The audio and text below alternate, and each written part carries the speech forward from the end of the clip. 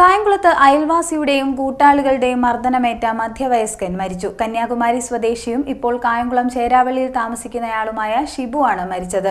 അയൽവാസിയുടെ കുഞ്ഞിന്റെ സ്വർണം കാണാതായതിനെ തുടർന്ന് യുവാവിനെ മർദ്ദിക്കുകയായിരുന്നുവെന്നാണ് പോലീസിന്റെ പ്രഥമ വിവര റിപ്പോർട്ട്. കായംകുളത്ത് ആൾക്കൂട്ട കൊലപാതകം എന്ന് സംശയിക്കാവുന്ന സംഭവമാണ് നടന്നിരിക്കുന്നത്. അയൽവാസിയുടെയും കൂട്ടരുടെയും മർദ്ദനമേറ്റ് മധ്യവയസ്കൻ മരണമടയുകയായിരുന്നു. ചേരാവള്ളി പാലയിക്കാട്ട് തറയിൽ തെക്കതിൽ താമസിക്കുന്ന തമിഴ്നാട് കന്യാകുമാരി ദേവികോട് തുടലിക്കാളി പുത്തൻവീട് ഷിബു എന്ന ആളാണ് മരിച്ചത്. ഷിബുവിന് 49 വയസ്സുണ്ട്. അയൽവാസിയുടെ കുഞ്ഞിന്റെ സ്വർണം കാണാതായതിനെ തുടർന്ന് അയൽവാസിയും കൂട്ടാളികളും ചേർന്ന് യുവാവിനെ മർദ്ദിച്ച് കൊലപ്പെടുത്തുകയായിരുന്നുവെന്നാണ് പോലീസിന്റെ എഫ്ഐആറിൽ സൂചിപ്പിക്കുന്നത്. കായംകുളം സ്വദേശി വിഷ്ണുവിന്റെ 2 വയസ്സുള്ള കുട്ടിയുടെ കയ്യിലെ സ്വർണ്ണ ചെയിൻ മോഷ്ടിച്ചു എന്നാരോപിച്ചാണ് ഷിബുവിനെ മർദ്ദിച്ചതെന്നും പോലീസിന്റെ റിപ്പോർട്ടിൽ പറയുന്നു. കടയിൽ പോയി മടങ്ങി വരവേ ഷിബുവിനെ തടഞ്ഞു നിർത്തി 7 പേർ ചേർന്ന് മർദ്ദിക്കുകയായിരുന്നു. ഗുരുതരമായി പരിക്കേറ്റ ഷിബുവിനെ കായംകുളത്തെ താലൂക്ക് ആശുപത്രിയിലും തുടർന്ന് വണ്ടാനം മെഡിക്കൽ കോളേജ് ആശുപത്രിയിലും പ്രവേശിപ്പിച്ചു. ചികിത്സയിലിരിക്കെയാണ് മരണം സംഭവിച്ചത്. ഞങ്ങളിവിടെ വന്നിട്ട് 6-7 മാസമായി പുറത്തേക്ക് വന്നിട്ട്. അപ്പം അപ്പുറത്തെ വീട്ടിൽ പോയി പിള്ളേരെ നോക്കി എടുക്കുക എല്ലാം ചെയ്യും. പിള്ളേർ മാമാന്നും അമ്മാന്നും വിളിച്ചുകൊണ്ട് വരുമായിരുന്നു. അന്ന് തൊട്ട് അവരെവിടെ പോയാലും ഞങ്ങളെ ഏൽപ്പിച്ചിട്ട് പോകുമായിരുന്നു. ഇന്നലെ അതേപോലെ കുഞ്ഞ് വന്നു. 11:12 മണിയായപ്പോൾ എൻ്റെ കൂടെ വന്നു. 2:30-3 മണിയായപ്പോൾ ചേട്ടൻ്റെ ഭാര്യ വിളിക്കാൻ വന്നു. വിളിച്ചുകൊണ്ട് പോയിട്ട് വന്നു പറഞ്ഞു കൈ ചെയിൻ കണ്ടില്ലെന്ന്. ഞങ്ങൾ അവിടെ കിടന്ന് തിരയുമായിരുന്നു. എൻ്റെ ഭർത്താവ് ഇവിടെ പോയിട്ട് വന്നപ്പോൾ ഞാൻ പറഞ്ഞു കുഞ്ഞിൻ്റെ ചെയിൻ കണ്ടില്ല എന്ന് പറഞ്ഞു. അത് എന്നെ വഴക്കൊഞ്ഞി നോക്കിയിട്ട് എടുത്തുകൊണ്ട് വരാത്ത എന്താ അങ്ങനെ ഞാനും പറഞ്ഞ് വഴക്ക് പറഞ്ഞിട്ട് എങ്ങോട്ടാ പോയി.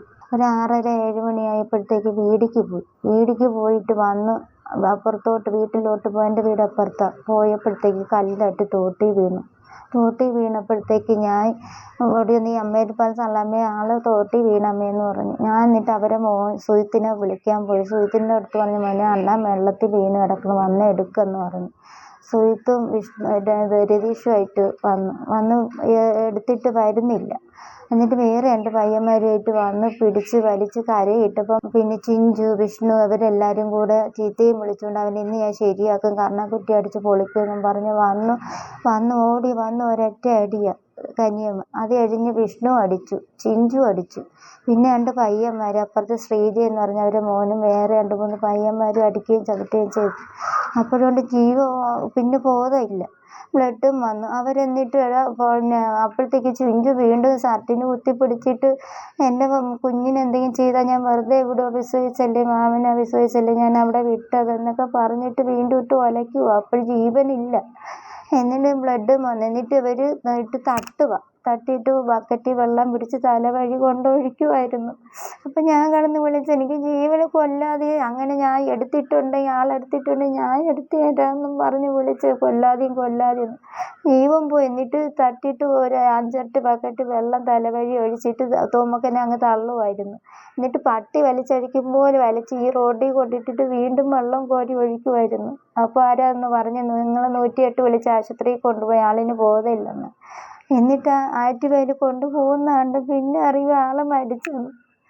എൻ്റെ ഭർത്താവിന് എനിക്ക് ജീവനില്ല. ഞങ്ങളെ സ്ഥലം തിരുവനന്തപുരത്ത്. എനിക്ക് ആരുമില്ല. ജീവൻ തന്നിരുന്നെങ്കിൽ ഇത് കൊന്നവരെന്തെന്ന് വെച്ചാൽ നടപടി എടുക്കണമല്ല. എനിക്ക് ആരുമില്ല. ഞങ്ങൾ 2 ഒറ്റയ്ക്ക് ഇവിടെ താമസിച്ചിരുന്നത്. ആ കൊച്ചിൻ്റെ മുതലെടുത്തെങ്കിൽ ഞാൻ എടുത്തു കൊടുക്കുമായിരുന്നില്ല. അല്ലെങ്കിൽ അവർ പോലീസിനെ ഏൽപ്പിക്കാത്തെന്താ? ഇനി എന്തിനാ അവരടിച്ച് കൊന്നത്? മൃതദേഹം പോസ്റ്റ്മോർട്ടം നടപടികൾക്കായി മെഡിക്കൽ കോളേജ് മോർച്ചറിയിലേക്ക് മാറ്റി. സംഭവവുമായി ബന്ധപ്പെട്ട് രതീഷ്, ശ്രീശാന്ത്, കനി, വിഷ്ണു, ചിഞ്ചു എന്നിങ്ങനെ കണ്ടാലറിയാവുന്ന 6 പേർക്കെതിരെയും ഒരു അജ്ഞാതനെതിരെയുമാണ് പോലീസ് കേസ് രജിസ്റ്റർ ചെയ്തത്. സംഭവവുമായി ബന്ധപ്പെട്ട് 2 പേരെ പോലീസ് കസ്റ്റഡിയിലെടുക്കുകയും ചെയ്തിട്ടുണ്ട്. CDNet news, Kayamkulam.